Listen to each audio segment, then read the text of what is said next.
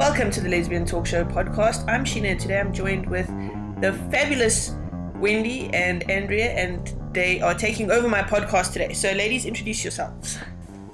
Hi, Wendy Hudson. I'm an author with Ilva. My first book, 4 Steps, was out last year, and later this year I'll be releasing Mine to Keep.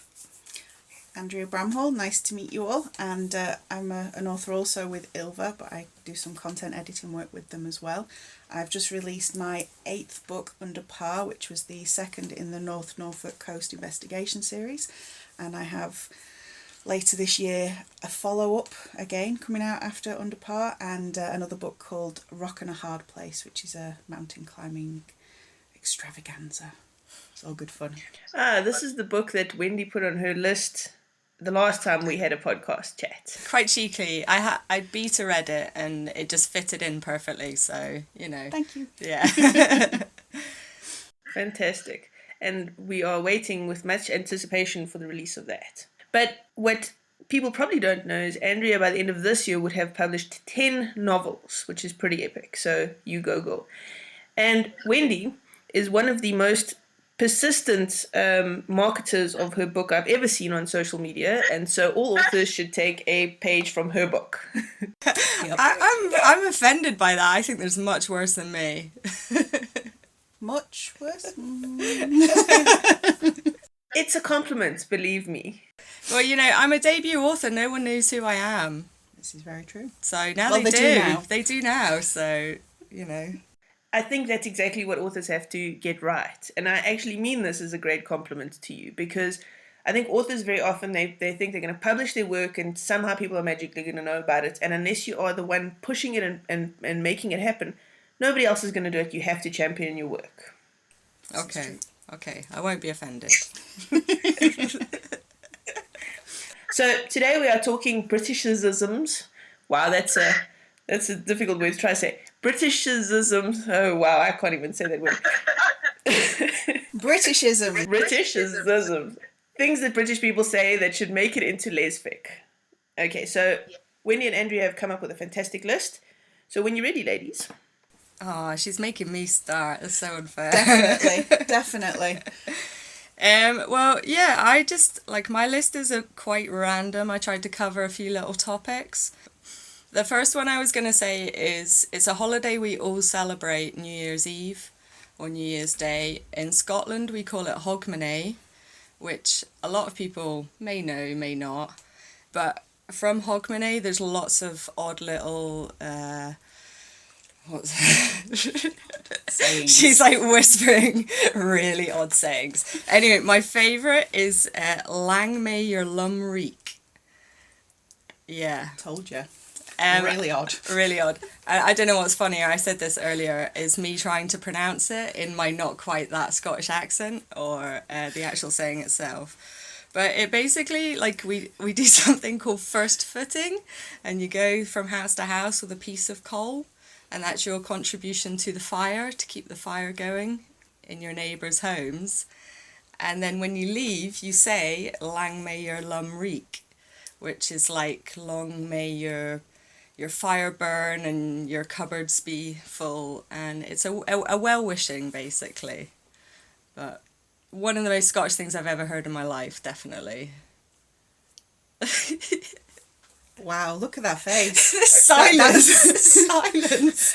I think if I had to pitch up to my neighbour with a chunk of coal, they would, call the cops on me. Well... Told you it was odd. It's quite a community thing, though, I think. It's like everyone contributing. I love the sentiment of it. Yeah. Okay. That definitely needs to make it into a novel. Yeah. The explanation as much as anything else. Yeah. All right.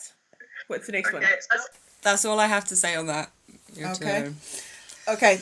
For me, something that I absolutely love is kind of the shorthand way that we have of speaking up north here in England. And we miss off the HE in the word the all the time. So we'll say, I'm just going down to village rather than to the village. Going up till instead of up the hill. And it's just such a lovely colloquialism that's come up through hundreds of years, really. Followed out the farmers' fields through the Industrial Revolution, and it's just typically Northern British, and I love it. And you definitely can't say that if you're not from around here. No. Like, it just sounds really weird. Like, you can spot a faker anywhere. Definitely. Yeah. Whereas if we're going down to village, it's now. Do people actually try to fake it?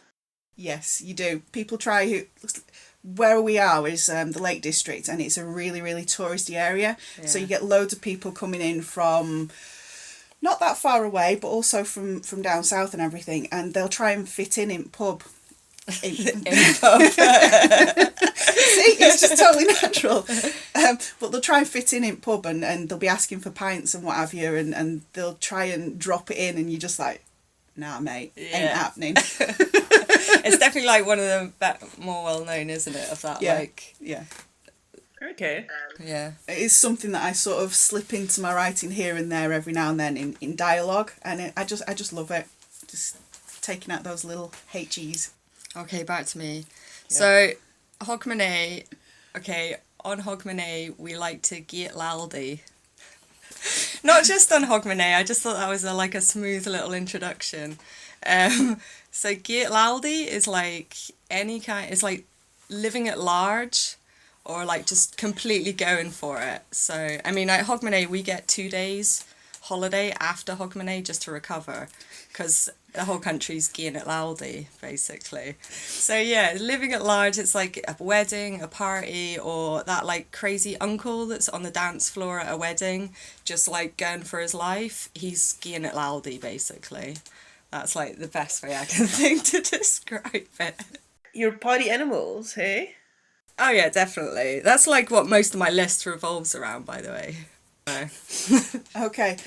Next up on my list is a sort of a more southern colloquialism and slang way of speaking, which is Cockney rhyming slang, which has kind of gone way beyond just being Cockney rhyming slang now, and it's something that is quite ubiquitous with most of down south, and even us northerners have a few that we like to slip in here and there. So things like apples and pears instead of stairs, the old trouble and strife instead of a wife. Drink of water is someone's daughter. Dog and bone. Seriously, dog and bone, the phone. It's a phone. These are all absolutely fantastic little phrases that get slipped in here and there, and that they're really funny. And sometimes people will come out with different ones, and they'll look at you as if say, "That is fantastic." Nice. So I absolutely love rhyming slang. Yeah. If you watch like any Guy Ritchie film, you'll see like tons of them. Yeah, that's a great introduction to rhyming slang. Okay, brilliant. So my next one is swearing. So in Scotland we like to think we are pretty good at the whole putting people down, slagging people off, but also generally if someone is like giving you a bit of abuse, it means they like you, and so the harsher it is, the more they like you, because the more they know that you can take it. It's like positive bullying. Yeah, like positive bullying. And so you want to give as good as you can get, and it's something where I definitely fall down in the Scottish swearing, I have to say. It's just not natural to me. I didn't grow up with this kind of insults or banter or whatever. So I don't know if you saw, I had a thread on Facebook the other night trying to come up with a line for my book, my next one, and it was meant to replace something like who pissed on your cornflakes? And some of the ones that came up were very interesting, but my favourite too was you're acting like I've killed your granny. which can be quite harsh, but yeah, you're acting like I've killed your granny. And also you've got a face like a scalped arse. So scalp means smacked, so you've got a face like a smacked arse basically. They were definitely my two favourites. It's quite lyrical. Yeah. The poetic insult. Yeah, poetic insult, yeah. We're a bit more straight and down to earth when you come to sort of insulting someone down here. not quite as lyrical. No. But we also like multifunctional terms a bit more. So less specific and something that'll fit in almost any situation. And the ultimate for me is bollocks. Yeah. Bollocks. If something's bollocksed, it's knackered. It's fucked. It's beyond repair. Bollocks can be used instead of shit, fuck, whatever. Yeah. It's a multifunctional term, and it's something Kate, one of my characters, just uses all the time. It's perfect. So be prepared for that. Yeah. It's kind You're of looking very bemused there, one Sheena. term fits all in a very British way. Is that a very British or very Scottish thing? No, bollocks is definitely British, I think. Yeah. Okay, that's why I'm more familiar with it. Yeah, no, in Scotland they'd say ball bag instead. But we don't want to be thinking about that at this time of the morning. Use it just as the swear word. Yeah. Yeah, like we could go on for a long time, I think, on swearing just across. Yeah, definitely. Across the UK, definitely. And I think we're probably quite refrained in our writing to a degree. I know I am with the swearing. Yeah. I like to pick a choice moment to use a particular word, or maybe it has a bit more impact. I don't know. Part of it depends on the character, because I mean, certain characters tend to use swear words more than others. Yeah. You know, and depending on what kind of job or what situation they're in, then more profanity is going to vomit forth, shall we say, than in other situations. But definitely. Okay, so my next one is really simple. Taps off. It's basically tops off, taking your top off. on that one sunny day a year that Scotland gets. Yeah, basically. If it's double digits, like weather-wise, degrees, and it's not raining, then everyone's just like taps off, quick. Like, let's soak up our vitamin D for the year. And it's a total, you know, you go anywhere in Scotland and it's mostly the guys, to be fair. You don't see the women walking around the street with their tops off. Damn, and here I was envisioning hordes of lesbians heading your way. No, this is the unfortunate thing. It is kind of guys that do it and kids that do it. So, yeah, taps off. That's it. And you're treated to lots of very white torsos, should we say. But, yeah. That'll be bright red within like an hour too. So. And then they go white again. And then they go white again. There's no tanning in Scotland. No. Tanning in Scotland is about as often found as dobby horse shit, which is my next one. Okay. So, dobby horse shit is something that is mythical, something you're never going to find, and describes the impossible. Because a dobby horse is like a pantomime horse. So you've got two people, one as the head end and one as the arse end. So you never find dobby horse shit. Unless they're really nervous, like it's opening night or something. But then it still wouldn't be on stage, it'd just be down a leg. Oh dear.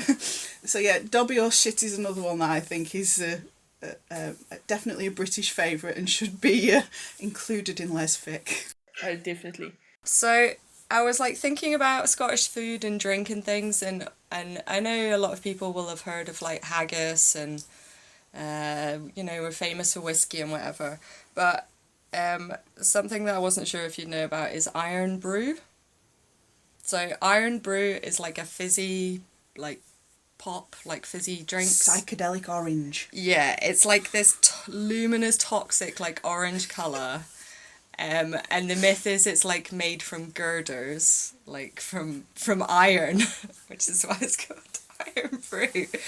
And I'm pretty sure like no one outside of Scotland actually likes it, but it's our #1 selling soft drink in Scotland. Like it outsells Coca-Cola and Pepsi and all those other famous drinks. Iron brew is what Scotland runs on, basically. What does it taste like? It's unexplainable. Iron. It's unexplainable. I knew you were going to ask me that, and I was sat and I was like, I can't even explain. Could you explain if you had iron brew? Not for a long time. No. I tried it many, many years ago. Yeah, see? It's only just worn off. See? It's like, if you're not feeling well, you need some iron brew. If you're like hungover, you definitely need a brew. If, you know... It's kind of like spinach was to Popeye. Yeah. It's also called ginger, bottle of ginger, because it's orange. Bright orange. It's orange. And it's spelled IRNBRU. So iron brew. So that's my last one. If you come to Scotland, don't drink iron brew. Because it'll never leave you. Well, my final one is appropriate as we're reaching the end, really. Yeah. And it's knackered. Yeah. When you're tired, you're knackered. When you've ruined something, it's knackered. Knackered is just a save-all, real shorthand way of just describing anything, really. Anything broke. Yeah, anything broke, including me. Yeah. I'm knackered. I was in a tent last night and didn't sleep a bloody wink. Because the tent's knackered and now Wendy's knackered. I love the word naked. Yeah. Absolutely love knackered. Brilliant. So fitting. It is. And that's our list. Fantastic. All right, so where can people find you, ladies? I'm on Facebook, all over social media, apparently. No, you can get me on Facebook. It's just Wendy Hudson Author.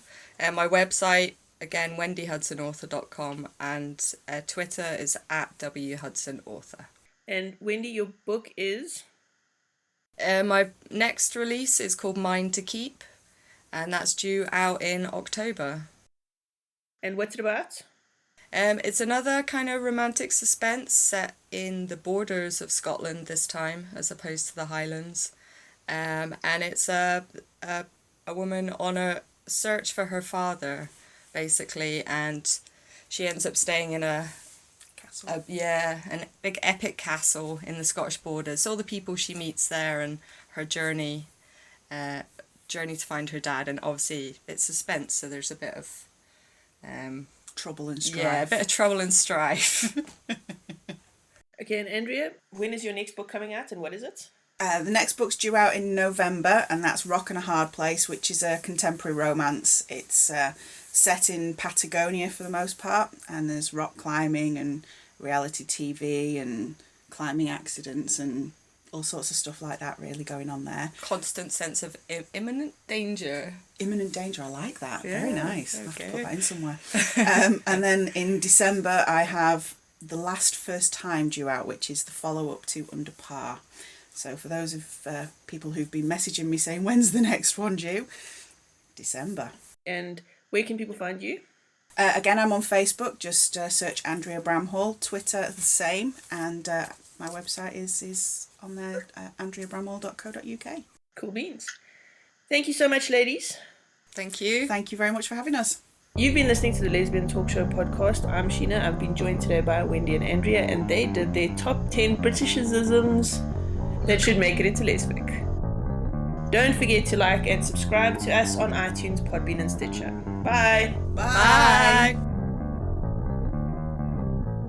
Alcohol or swearing. Yeah, alcohol or swearing. That's Scotland. All my Scottish friends are like, Wendy! But they can't deny it, so... But now my question is it because it's a very Scottish thing, or is it because it's a very Wendy thing? Well, this is why I fit well in Scotland. You know, I've survived there like nearly 8 years now, so there's a reason for that. She's pickled. Or if you can get it, EastEnders. Yeah, EastEnders. That's a brave recommendation. For rhyming slang, though, it's got to be done, you know. You get Danny Dyer. Yeah, this is true. Tons of them. Yeah. I kind of said that a bit Irish then, didn't I? You It's did. not Irish, sorry. Never mind. Yeah.